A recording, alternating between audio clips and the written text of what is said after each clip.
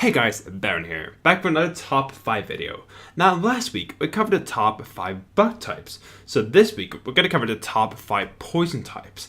Also keep in mind that I will not be using any legendary Pokemon for this list, because I plan on saving those for a top 10 legendaries at the end of the series. But if your guys' list included the use of legendaries, then by all means go right ahead and use them.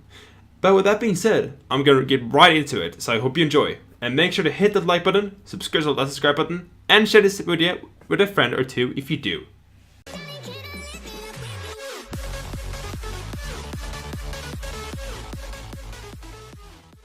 Coming into number 5 spot on this list, we had to go to the Sinnoh region to visit Drapion, or whatever you want to call him. Now, I think that Sinnoh, with its few granted poison types, really did include some great ones.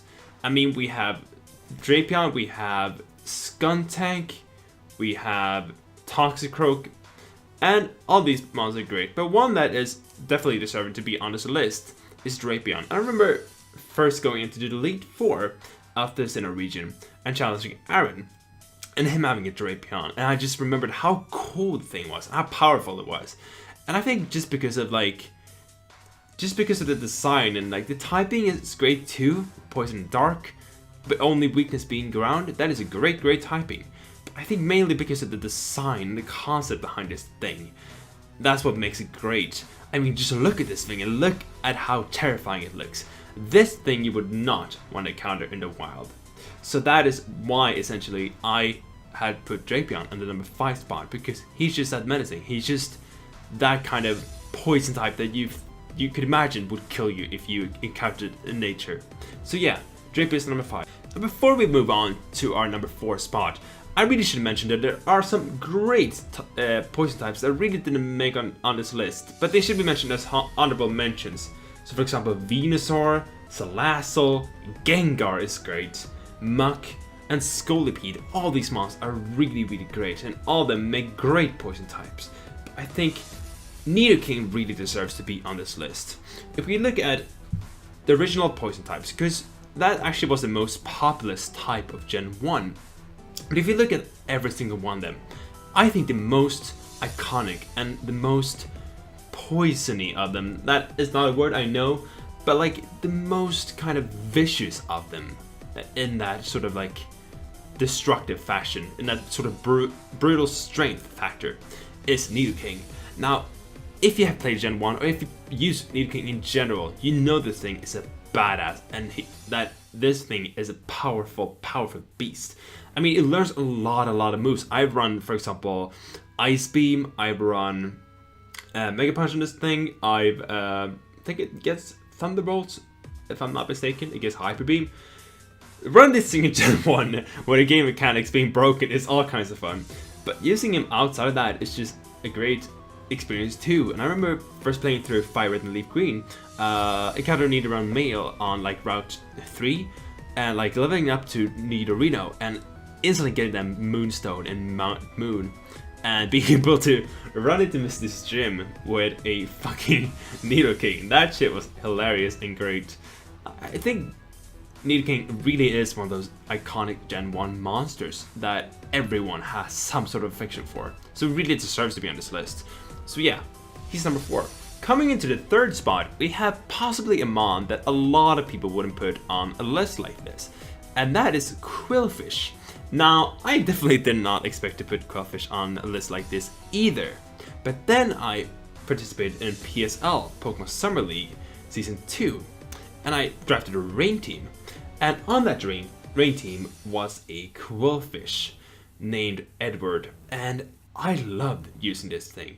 Just using this thing as a speedy mon, being able to have Scald, Aqua Jet I think I had, Liquidation, and be able to have this thing as a Spike Setter. It really came in handy, like a lot of different situations. So I really want to fond this with Qwilfish. I think just the concept of Qwilfish is simple, and some people will call it boring, but I kind of like it a lot. And if you actually don't notice, Qwilfish is not only based on a pufferfish, it's actually based on a sort of naval mine. You know, those things that like are attached under sea that like would explode and when it go off. underwater, and that is a really cool concept.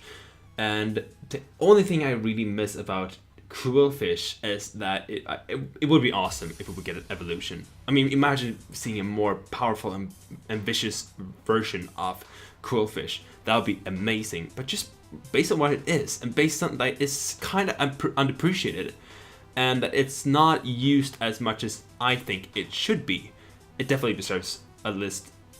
It's placed in this list, and it gets the number 3 spot today on the top 5 poison types. Coming into number 2 spot, we have Toxicroak.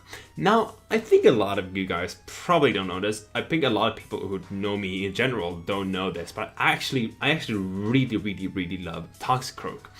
And that is for one reason and one reason only. When I think of mons that I would have in real life, that I would want to have in real life, Toxicroak is definitely out there. I imagine him as being that sort of like buddy partner Pokemon that would just run around with you, getting into all kinds of mischief, and would just be just a really fun mon to use. And I mean, just using this thing competitively, it's not that great, but like I've definitely put it to work with a Toxicroak. Being able to like put the sword stance on him, rock and poison jab, high jump kick, and I would personally rock Drain Punch, but I think a lot of people rock other moves. I really like the type combination too of like poison and fighting. Now it's not that great consecutively because it's really weak to psychic, but I really like it as a concept. It's not that great in practicality, but I like the concept behind it. That's what I'm trying to say.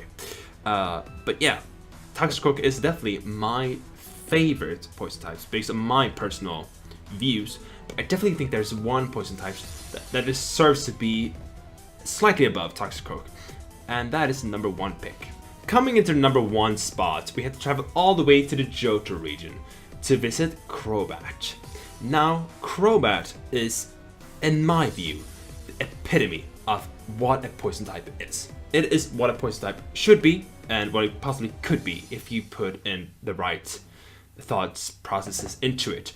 Now, I primarily love Crobat because it goes from the underappreciated and just incredibly annoying Zubat. It's not underappreciated, it's just really annoying, it's useless.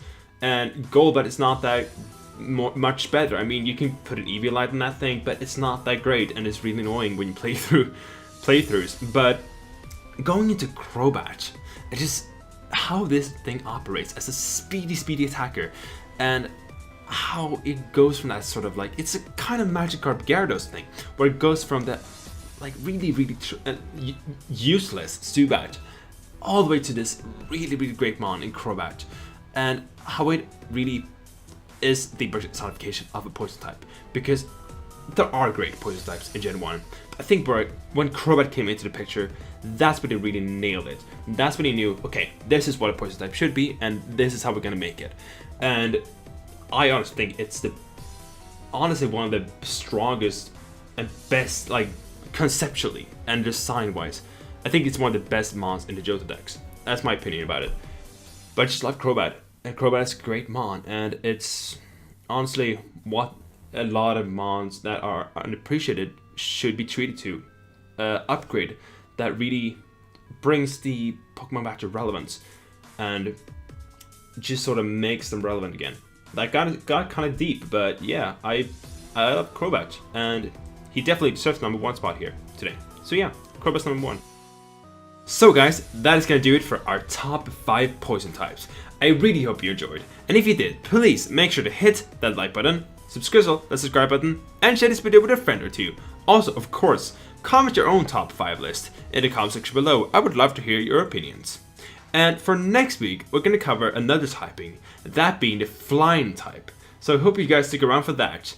But with that being said, I'm going to get the hashtag out of here. Thank you guys for checking out the video. Before, until, and after I see you next time though, stay awesome.